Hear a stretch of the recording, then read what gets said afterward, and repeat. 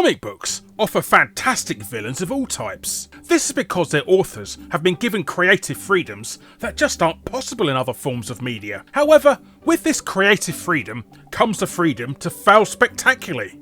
Nonsensical powers, odd motivations, poor backstories, and generally ludicrous premises have generated dozens of characters we'd rather forget. But not today. Oh no.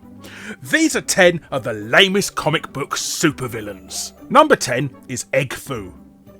In recent editions of the DC universe, Egg Foo is a super smart yellow giant cracked egg perched upon a contraption that allows him to move around and manipulate items. All in all, his modern iteration is not the worst character in existence. The original Egg Foo, however, is another story entirely.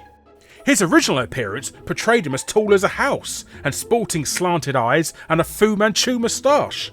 Egg Foo was a horrifyingly blatant Asian stereotype. The worst part is that Egg Foo even talked in broken English. Many fans are happy that this character was rehabilitated in later releases, but others still believe that DC really should have just let this insulting egg be forgotten. Number 9 is Stiltman. Wilbur Day is the true name of this ridiculous villain, and he wasn't even competent enough to build a key piece of his supervillain battlesuit. Instead, he stole another scientist's hydraulic leg technology to transform himself into Stiltman. The legs could be used offensively, but their most notable power was their telescopic ability to make Wilbur Day extremely tall for some high-story heists.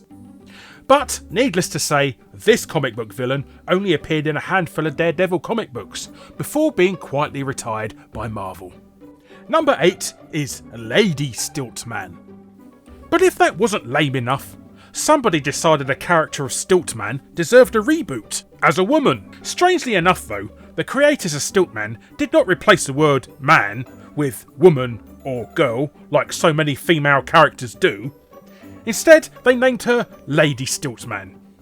In one of Lady Stiltman's few comic book appearances, Spider-Man accused her of trying too hard. But he might have been addressing the writers instead. Number 7 is Asbestos Lady.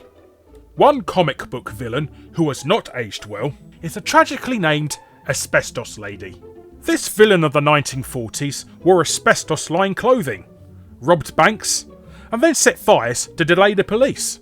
As everyone likely knows, asbestos, aside from being the cause of countless lung diseases, is also a pretty good flame retardant. This was a very lazy way of creating an adversary for the Human Torch, as her asbestos clothing made her immune to direct attacks from him.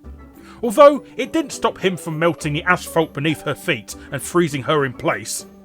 But according to in-universe comic book canon, Asbestos Lady eventually died of cancer, presumably from her choice of fashion. Number 6 is Mopey. Mopey might not be a classic villain, but he was antagonising, both to the Flash and to comic book readers. Since the beginning, it's been known that the Flash received his powers through a chemical accident during an electrical storm. In 1967, however, it was revealed that an extra-dimensional being called Mopey deliberately gave Flash his abilities. And everyone ignored it. Sort of like the way Highlander 2 doesn't exist. Mopey appeared in just a single issue of The Flash, and has since been retconned out of existence through everyone's sheer refusal to even acknowledge his existence. Number 5 is Codpiece Man. Codpiece Man is exactly what he sounds like. A man with comically large equipment between his legs, including a cannon, a boxing glove, giant scissors, and a drill. Codpiece Man, whose real name is never established, suffered a string of failed relationships, which he erroneously believed had to do with the size of his codpiece. Some people go to therapy for such perceptions. Codpiece Man, however, instead chose to become a supervillain. As you do. Number 4 is Ten-Eyed Man. According to DC Comics canon, Philip Reardon's eyes were injured in Vietnam, then again in an explosion back in the States, leaving him permanently blind. Luckily for him, a doctor was able to transplant his optic nerves. Unfortunately, he transplanted them into his fingers.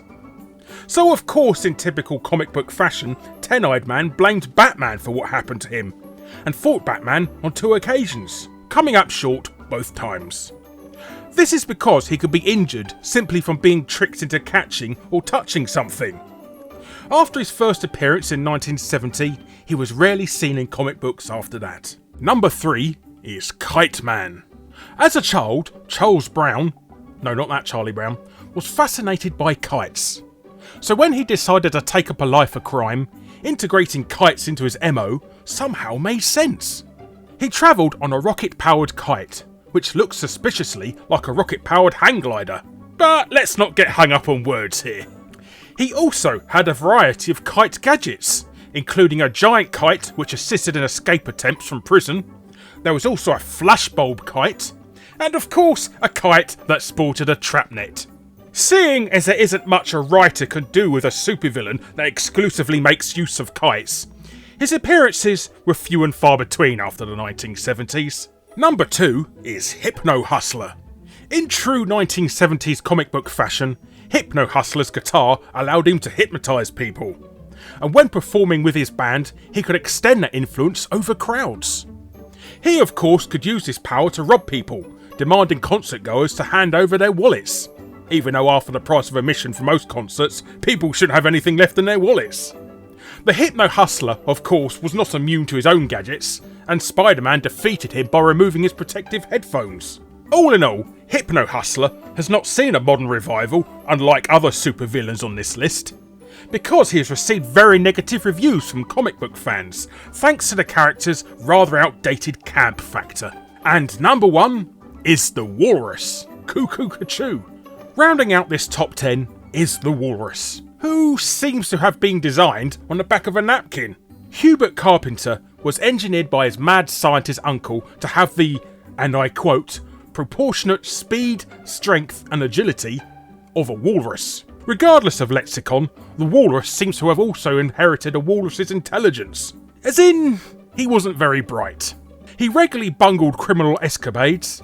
His motivations were similarly underdeveloped, rather than wanting power or money for revenge. For the most part, it appears he just wanted to break things. Even the walrus's Wikipedia page can't seem to take this supervillain seriously.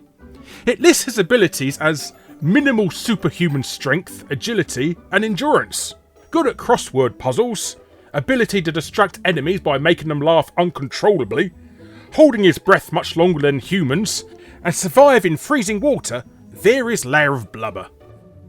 For more top lists just like this, be sure to leave a like and subscribe if you haven't already. Don't forget to check out our other lists. But thanks for watching, and thanks for learning.